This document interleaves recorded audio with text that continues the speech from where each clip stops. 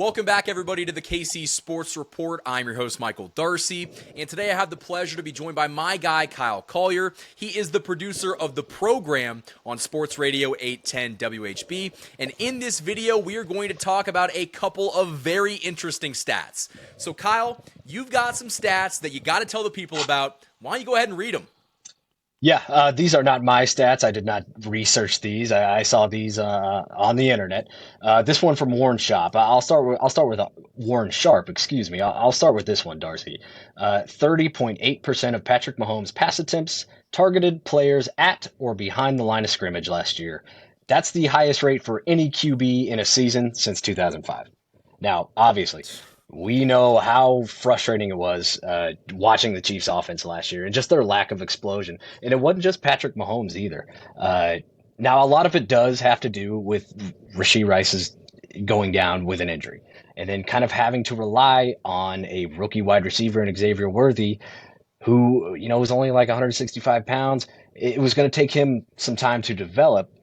So the deep passing game was just not going to be there, and whatever limitations Travis Kelce has involved, that also hurt the offense. But it wasn't just Mahomes, and we've talked about this before. Obviously, the left side of the offensive line was a huge factor for this stat last year. But the running game too. They had two runs of 20 plus yards last year, two all season.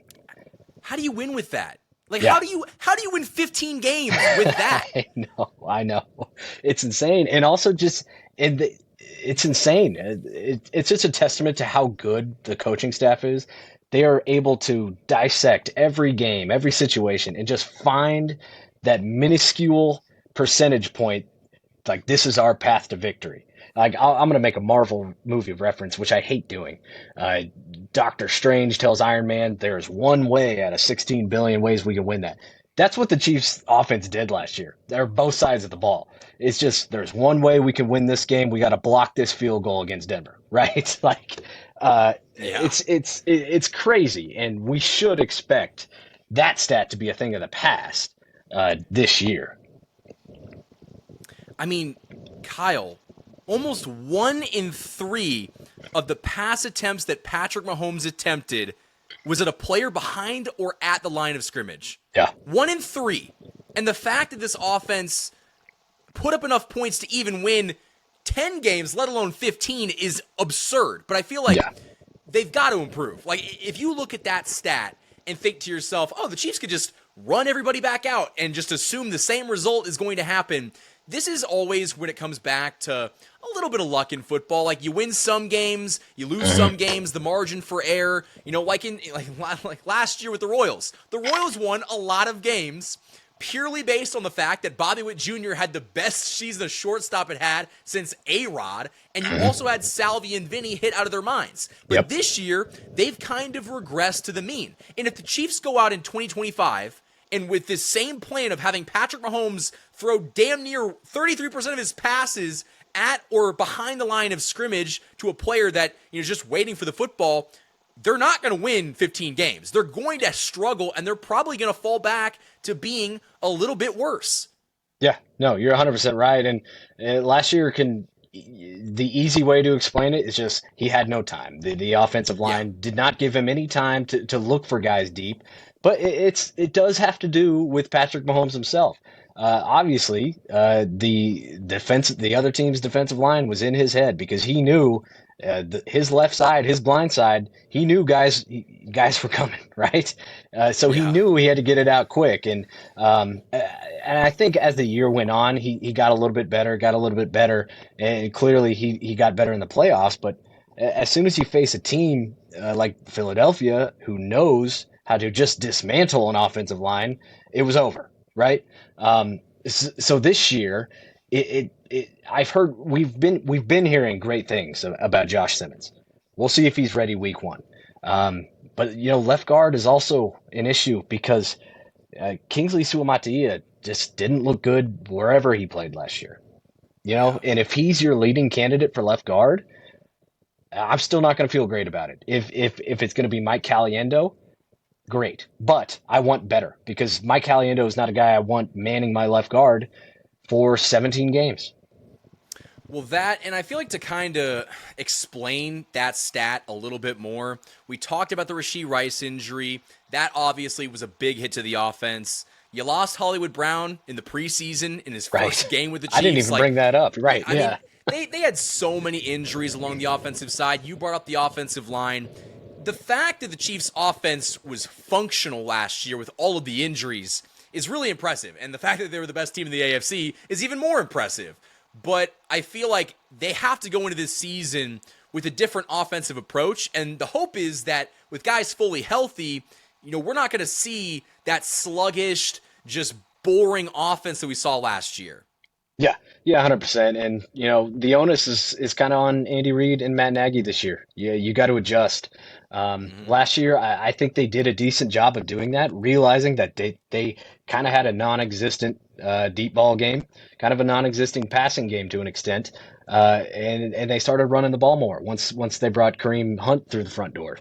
You know, and and overall last season, just God bless Steve Spagnuolo and the defense because Yeah. they're definitely a 9 or 10 win team last year without that defense. Well, I do want to talk about the defensive stat that you also have, and we'll do that right after this break. This video is sponsored by my friends over at DM Injury Law. Injured in an accident, you could be entitled to significant compensation, but you gotta act fast. DM Law, Kansas City and Missouri's top injury firm, has experienced personal injury attorneys that you can rely on. DM Law is a full-service personal injury practice supported by a large team of investigators, case managers, medical records specialists, and more. With over $600 million recovered for thousands of clients, they're not afraid to take your case all the way to trial. And best of all, DM Law operates on a contingency fee basis, meaning that you don't pay unless they win your case. And they also provide free consultations. So if you've been injured, don't wait. You can contact DM Law today for a free consultation and learn how they can help you get the compensation you deserve. Let them handle the fight while you focus on healing. Hurt in a car wreck? Call Mike. Remember, Mike's got this. The choice of a lawyer is an important decision and should not be based solely upon advertisement. Thank you to DM Injury Law for sponsoring this video. Huge thanks to the sponsors that support this channel all off-season long. Now, Kyle, you also brought up to me pre-show a very interesting defensive stat. You want to go ahead and read that to the people? Yep, this is from at Brett Coleman. Brett Coleman, content creator, football guy. This is about the Chiefs' defensive line. When you take out Chris Jones' snaps out wide, the Chiefs' edge rotation had the 5th worst pass rush win rate in the league. Just put that in perspective. Chris Jones, obviously, he'll be a Hall of Famer, right? Yes, easy. Just how much he was able to hold the entire defensive line on his shoulders. And what I hear from this is that I don't expect Chris Jones to just all of a sudden fall off a cliff. Yeah, he is over 30 now, but I don't expect him to be 28-year-old Chris Jones anymore, which is just places so much importance on the Chiefs drafts this year and in the future, because Chris Jones will not always be Chris Jones, and he will not always be there to kind of save the defensive line. George Karlaftis, I think, has to take. I'm not going to ask for him to be a 15-sack guy, but he's got to be able to eat on his own. And then FAU, we'll see. Right now, it's just kind of looking like FAU is just kind of in bust territory, right? Obviously, Yeah. first-round pick. He's not going to live up to that. He'll be a rotational depth guy, I think, at his ceiling. But these rookies coming in this year, Ashton Gelati, Omar Norman-Lott, I think those guys have to hit if you want to keep your championship window open for as long as you can, because you got to think down the road. You can't just think down here in the present day. You got to think, what will life be without Chris Jones? I can't expect a 31, 32-year-old nose tackle who obviously, can play out wide, but I can't expect him to play, 90% of the snaps for 17 straight games. He's going to have to kind of have a load management talk with himself and with the coaching staff eventually, just based on his body. Well, Kyle, I'm so glad that you mentioned it, because really quickly, last year the Chiefs' sack numbers went way down. If you remember, in 2023, I think they had the most sacks in the NFL. They were at least top 2 or top 3 in sacks. I believe they were like 3 or 4 behind the Eagles, but they were number 2. Yeah.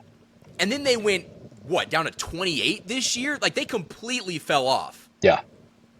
And if you just look, like, Chris Jones is such a luxury for the Chiefs, and we take him for granted, but it kind of just shows you that outside of Chris Jones, the Chiefs didn't win a lot of one-on-ones last year. Like, they had to double-team Chris Jones, and in that case, George Karlaftis might apply some pressure on the outside. We need more of our edge rushers, the Mike Danas of the world, Charles Omenihu, Felix.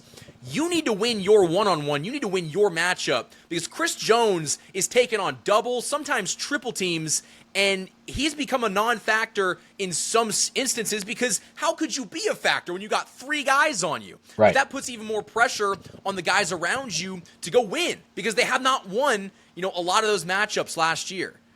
Yeah, and I'm glad you brought up Charles Omenihu. I forgot to mention him. Him being healthy and kind of having his first full healthy offseason, that'll be huge for this team. And him signing a 1-year deal just tells me he's ready to get after it. He's ready to go get a payday after this season. So there is good news. I don't bring this stat to scare Chiefs fans and say there's no hope. That's not my intent at all. I think there can be major progress this year if those rookies can develop. But Charles Omenihu will also be a big part of that. Yeah. So I want to ask you, between the two stats, which one do you think is more important to the Chiefs winning in 2025? I'll go with the offense. It's tough. I'll go with the offense. I think it has to be the offense because the defense wasn't, the defense had that issue last year, and they were still carrying this team for most of the season. Yeah. So it's like, it's not great the Chiefs' defensive ends don't win one-on-ones, but at the same time, you still won 15 games with that defense kind of being the reason why. Yeah, and exactly. And if the offense takes, what would be a success if they throw, I guess 10, 15% behind the line of scrimmage? Like, what is a good number for that? Yeah, and I don't have an answer for that, but and real quick on the defensive line, like you kind of have a new look secondary this year too. Christian Fulton being brought in, Justin Reed, he leaves for New Orleans, so you're going to throw Brian Cook, Jaden Hicks in there, Mike Edwards is back. If you can't apply pressure, that's not good for a new look secondary. You're gonna have to ask those guys to cover for longer, and the longer you ask those guys to cover, the worse it's going to be for your defense. When it's a little bit worrisome that we're talking about Ashton Gelati and Omar Norman-Lott needing to hit so we feel more confident. Like, that's not a great sign, but the Chiefs kind of put themselves in this position. Yeah, and it all comes back to drafting. FAU didn't work out, clearly. I think he can still be a somewhat productive asset on that defensive line, but think about who you lost. You lost Turk Wharton too. He had a great season last year, and Charles Omenihu coming off of an injury, but he's had a good offseason. So there is some hope, but so much of the focus this year, this offseason, rightfully so, has been on the offensive line, the left guard, and the left tackle, for very valid reasons. But this defensive line thing is just one that's kind of just under the radar, right? And it'll jump up and bite you because you're not focused on it. You're focused on the offense so much. But all I'm going to say is it's as simple as this. Chris Jones is not getting any younger. I'm not saying that he's going to fall off a cliff, but what I'm saying is he needs help. The Chiefs need to have the same approach with the defensive line that they do with Travis Kelce at tight end. Don't expect Travis Kelce to carry the load of the offense. It's not fair to him. He's going to be 36. The Chiefs need to have that plan defensively with Chris Jones, knowing he is still that guy. He's still a dog, but you can't have him going out there taking on double and triple teams and then screaming when he's not getting to the quarterback. Like the fact that he was, getting double and tripled as much as he was and still winning at such a high rate, it just shows you how valuable he is to this team. But Kyle, I think that's really all the time we have in this video. My final question for you is, where can the people find your stuff? Follow me on Twitter or the X at Kyle Collier _810. And then you can listen to me Monday through Friday, 2 to 6. I produce the program with Seren Petro. And guys, all of that stuff will be linked in the description of this video, and go listen to the program if you have not done so already. Hit that like button and subscribe for more daily Chiefs content. And until next time, guys, thank you for watching, and as always, go Chiefs.